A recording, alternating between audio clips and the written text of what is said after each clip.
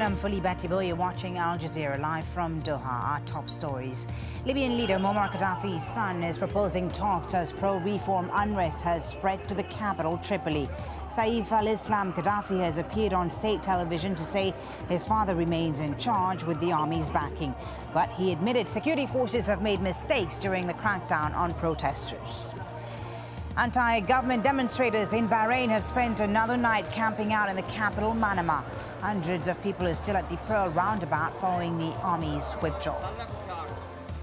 Hundreds of people have continued demonstrating in Yemen against the country's president.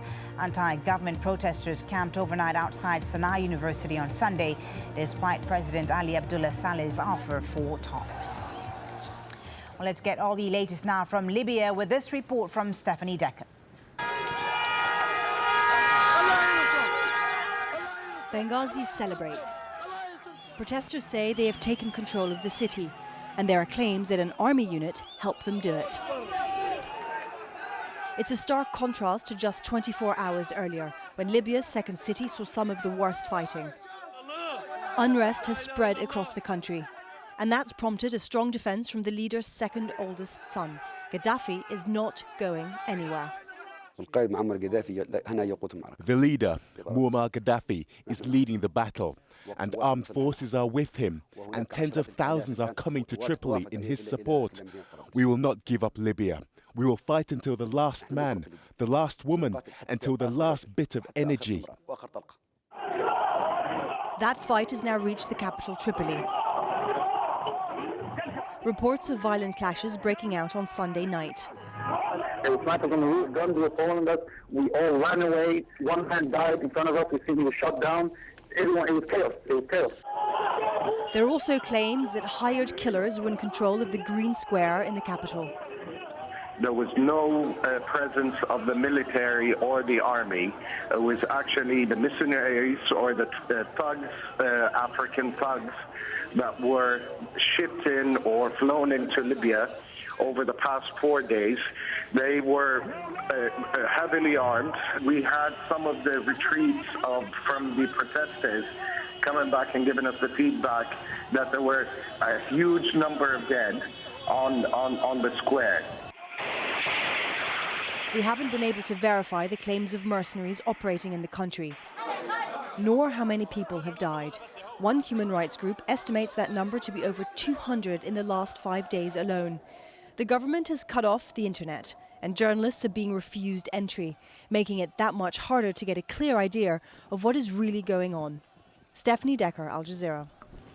So let's take a closer look now at who Saif al-Islam al-Gaddafi is. The 38-year-old is the second oldest of Muammar Gaddafi's 7 sons. Widely regarded by the West as the friendlier face to Libya, he's helped lead talks which resulted in Tripoli renouncing nuclear weapons and ended decades of isolation by the West. He advocates political and economic reform. As a result, his clash with conservatives, including members of his own family, and the government has restricted activities of 2 newspapers he's involved with. Saif al-Islam is regularly tipped to take over from his father, but he's renounced formal politics in the past. Here's now how he described the protesters.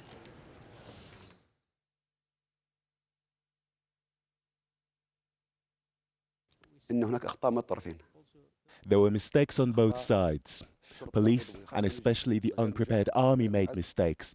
And of course, we have people who were angry, and they had the right to be angry because they suffered deaths.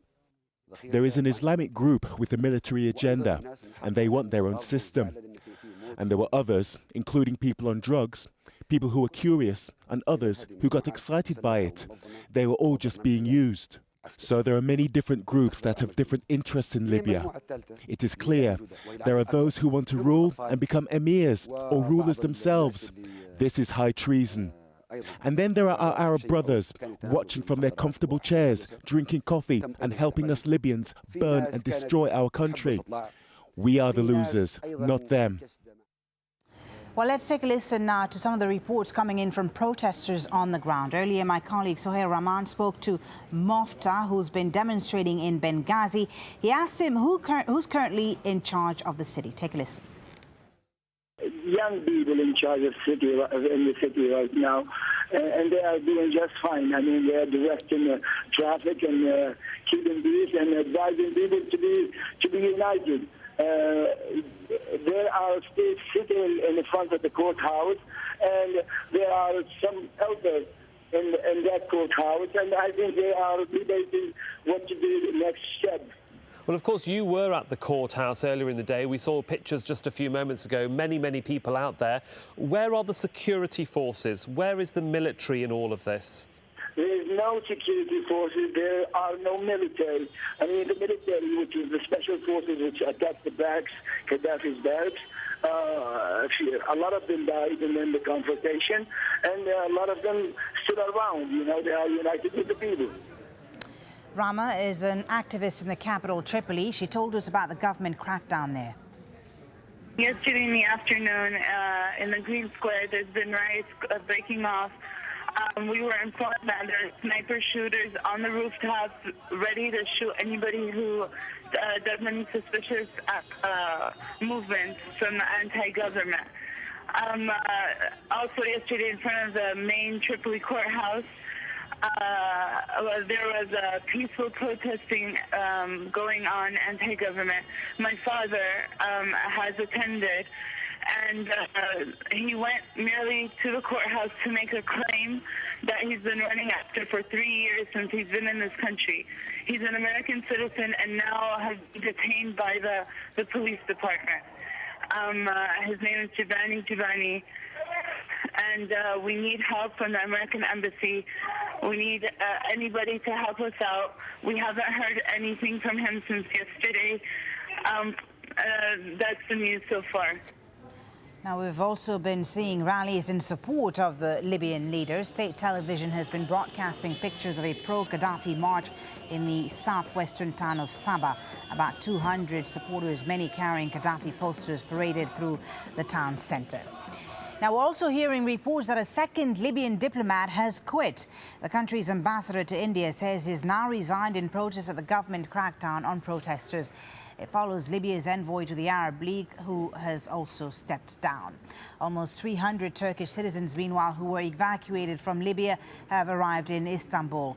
Most of them had been working in the construction industry and appeared relieved to be leaving Benghazi. Some described scenes of anarchy in the city.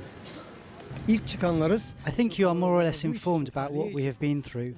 The experience that we had in Libya cannot be told, it could only be lived. Our construction site was ransacked by local people on Saturday night at about 3:15 in the morning.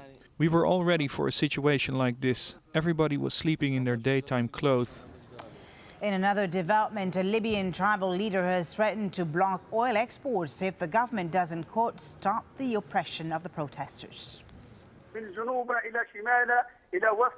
From the south to the north, east